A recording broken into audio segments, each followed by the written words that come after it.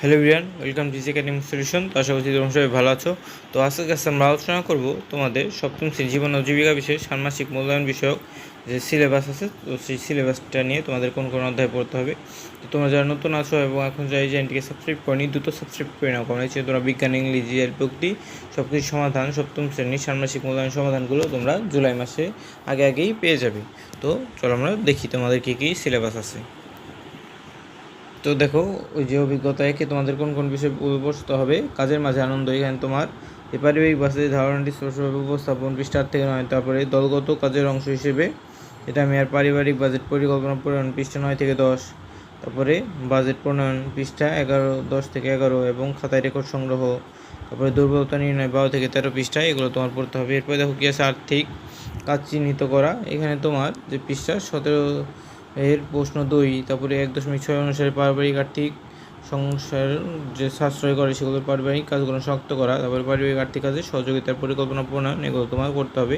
তারপরে দেখো, পরিকল্পনা অনুযায়ী আর্থিক কাজে পরিবারকে সহযোগিতা করা এবং পরিকল্পনা অনুযায়ী যে কাজের রিপোর্ট অভিভাবকে স্বাক্ষরসহ শিক্ষকের নিকট কী করা, জমা দেওয়া। তো এই সকল বিষয় তোমাগুলো তোমার পড়তে হবে।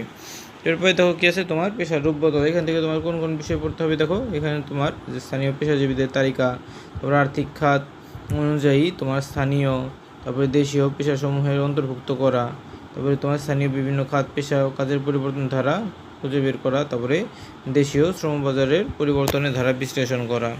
এরপরে দেখো আরও কী কী আছে, যে প্যানেল আলোচনায় সক্রিয় অংশগ্রহণের মাধ্যমে পেশার দক্ষতা সংক্রান্ত বিভিন্ন প্রশ্ন করা, পেশাগত পরিবর্তনের সাথে খাপ খাওয়ানো দক্ষতা ও প্রস্তুতি, এগুলো।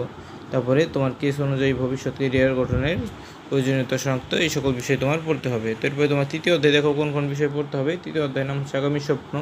এখানে তোমার 2041 সালের একদিন এই গল্পটি তোমার সবগুলো প্রযুক্তি শনাক্ত করতে হবে এবং শনাক্তকৃত যে ভবিষ্যৎ প্রযুক্তি মানব কল্যাণে ব্যবহারের ক্ষেত্রে তোমার খুঁজে বের করতে হবে এবং 51 পৃষ্ঠার কাজ করতে হবে। এরপর দেখো কী আছে, ভবিষ্যৎ প্রযুক্তি বিবেচনায় নিয়ে নিজের একটি পেশা শনাক্ত করতে হবে এবং দেশের কল্যাণে যে সংশ্লিষ্ট পেশায় নিয়োজিত রাখতে পারি এমন কী করতে হবে, নাটক করে সেগুলোতে আমাদের চিহ্নিত করতে হবে এবং পাঠ্য বইয়ের 54 এবং 55 পৃষ্ঠার যে স্বল্প মূল্যায়ন শক্তি আমাদের অভিভাবকের মতামত সহ পূরণ করতে হবে। এরপর দেখো, অভিজ্ঞতা চাইলে আমাদের কী কী বিষয় আছে। আমার আর্থিক লেনদেন সম্পর্কে ধারণা উপস্থাপন এবং আর্থিক লেনদেন যুক্তিগত ধারণা উপস্থাপন এবং দৃশ্যপট থেকে দলগতভাবে আর্থিক লেনদেনের যুক্তিগত অংশ বের করা এবং নিজ পরিবারের আর্থিক লেনদেনে যে যুক্তিগত বিশ্লেষণ, এই সকল বিষয় তোমার পড়তে হবে। এরপরে দেখো কী আছে, যে স্বল্প মূল্যায়ন অংশ যৌক্তিকভাবে লেনদেনের সুবিধা, তারপরে আর্থিক লেনদেনে নৈতিকতার ধারণা, দৃশ্যপট থেকে দলগত আর্থিক লেনদেনে নৈতিকতার অংশগুলো তোমার পড়তে হবে। তো এরপর এই পর্যন্তই আসলে তোমার ষান্মাসিক মূল্যায়ন সিলেবাস থাকবে 4 নম্বর অধ্যায় পর্যন্ত।